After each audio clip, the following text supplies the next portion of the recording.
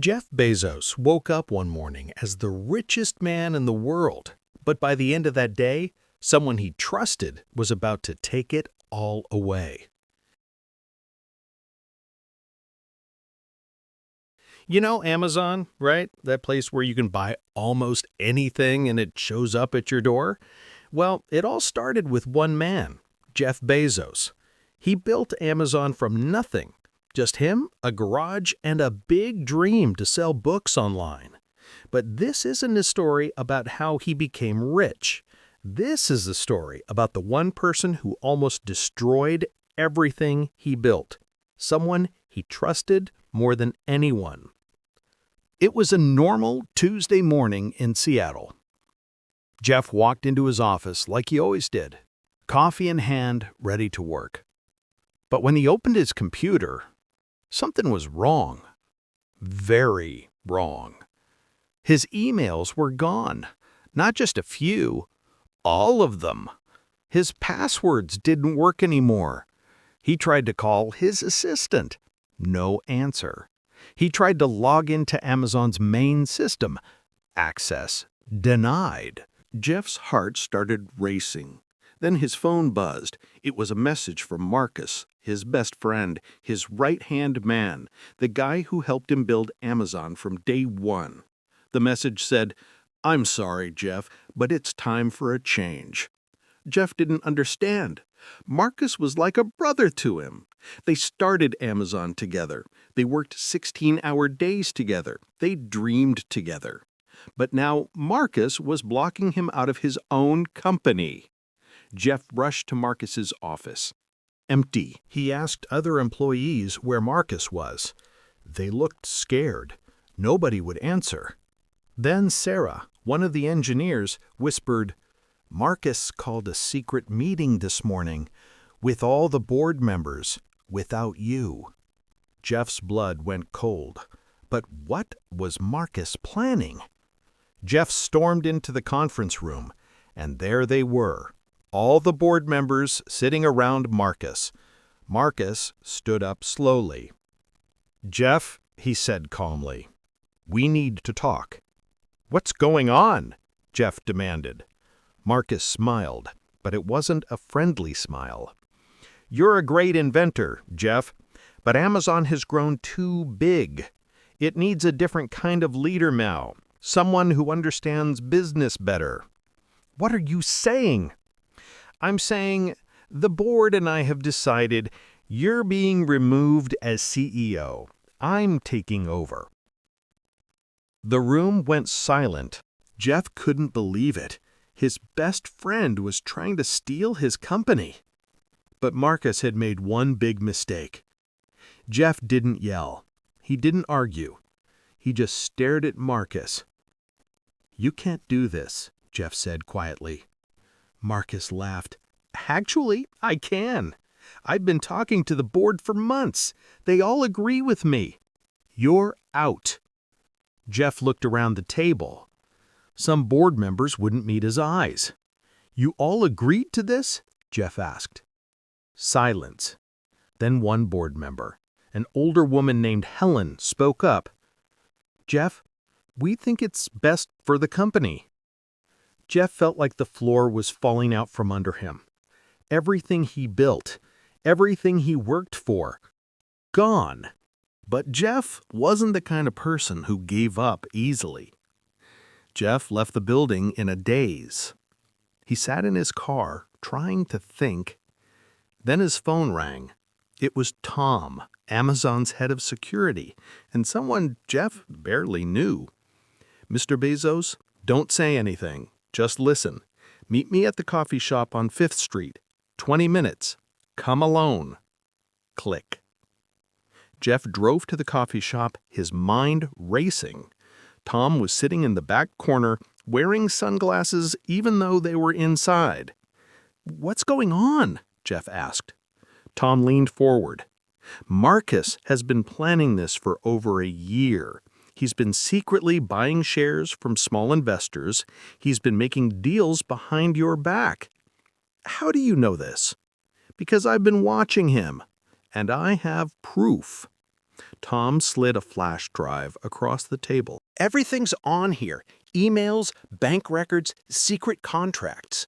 Marcus didn't just betray you. He broke the law." Jeff stared at the flash drive. But could he really use this to fight back? Jeff went home and plugged in the flash drive. What he saw shocked him. Marcus hadn't just been planning to take over Amazon. He'd been stealing money, millions of dollars. He created fake companies and paid them with Amazon's money. But those companies were actually owned by Marcus himself.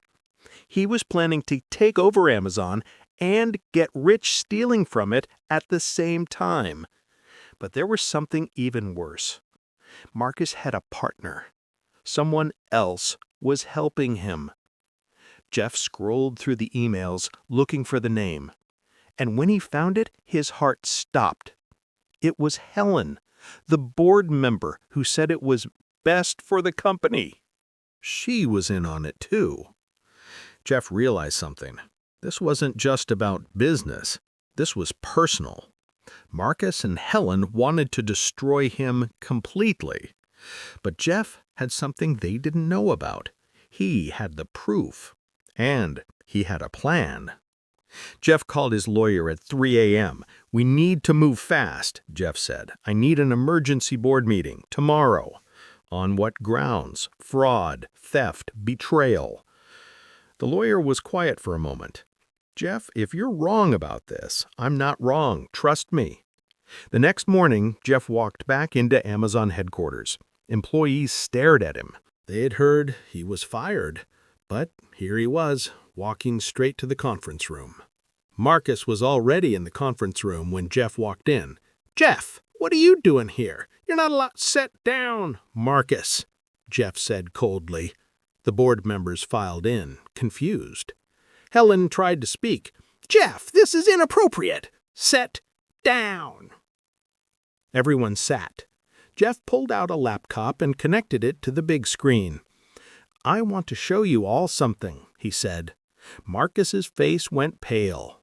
Jeff opened the first file. Bank records showing Marcus's fake companies. Then emails between Marcus and Helen planning the takeover. Then messages where they laughed about getting rid of Jeff. The room was dead silent. "You stole from this company," Jeff said, his voice shaking with anger. "You betrayed everyone who trusted you, and you tried to destroy me." Marcus stood up. "This is fake. He made this up." But the other board members were already looking at their phones, checking the documents Jeff had sent them. It was all real. Helen tried to run out of the room, but security blocked the door. Tom had called them in advance. Marcus looked at Jeff, his face red. "You don't understand, Jeff. You're not a real businessman. You're just a dreamer. I was trying to save this company." Jeff stepped closer. "No, Marcus. You were trying to steal it. And you failed." The board voted right there in the room. Marcus was fired. Helen was fired. And Jeff, he was staying as CEO. But it wasn't over yet. Marcus stood up, furious. "You think you've won? You think this is the end?" He pointed at Jeff. "I know things about you, Jeff, things that could destroy you. If you don't let me walk away quietly, You'll what?" Jeff interrupted. "Go to the press? Tell lies about me?" Jeff pulled out his phone and played a recording. It was Marcus's voice from a meeting weeks ago. "If Jeff doesn't step down, we'll leak false stories about him, make him look unstable, ruin his reputation." Marcus's eyes went wide. "You recorded me?" "I recorded everything," Jeff said. "Every meeting, every conversation. I trusted you, Marcus, but I'm not stupid." Security escorted Marcus out of the building. He was screaming the whole way. Later that night, Jeff sat alone in his office. He'd won. He'd saved Amazon. But he didn't feel happy. He felt tired and sad because Marcus had been his friend, his real friend, and now that friendship was gone forever. Jeff looked out the window at the Seattle skyline. But then his phone buzzed one more time. It was a message from an unknown number. "Congratulations, Jeff. You beat Marcus. But you should know he wasn't working alone. There's someone else. Someone bigger. And they're coming for you next." Jeff stared at the message. Who sent this? And who was the real enemy? So, what do you think? Who do you think sent that final message to Jeff? Was it another board member? A competitor? Or someone Jeff never suspected? Let me know in the comments below. And remember, this is a fictional story, but it teaches us something important. Even the most successful people face betrayal. But what matters is how you fight back. If you like this story, smash that like button and subscribe for more incredible tales of betrayal, success, and survival. Next week, I'm telling you the story of how a janitor discovered a secret that almost destroyed Apple. You won't want to miss it. Thanks for watching, and I'll see you in the next one.